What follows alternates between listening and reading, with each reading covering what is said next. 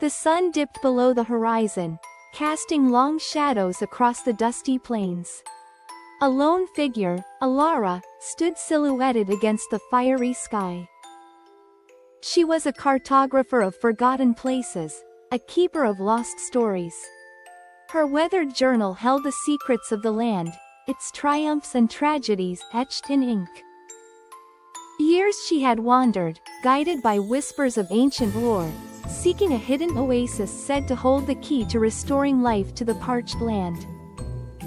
One day, following a barely discernible map, she arrived at a canyon. The walls whispered of forgotten people, the wind carrying songs of life and rebirth. A faint shimmering glow emanated from within. With a mix of trepidation and excitement, Elara ventured into the canyon's embrace.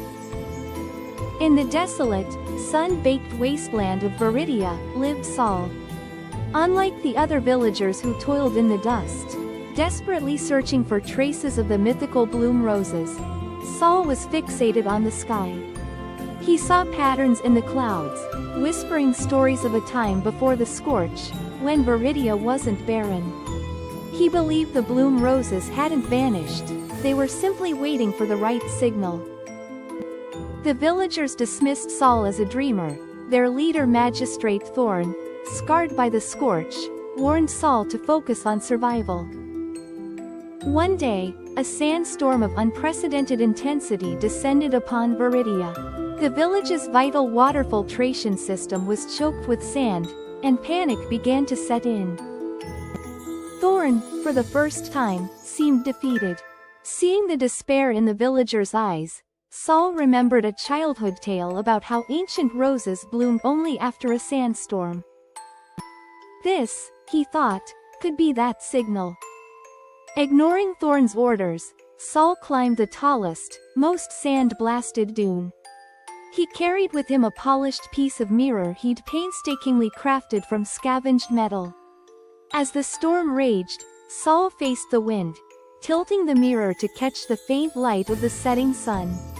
He aimed the reflected beam high into the swirling sands, creating a beacon.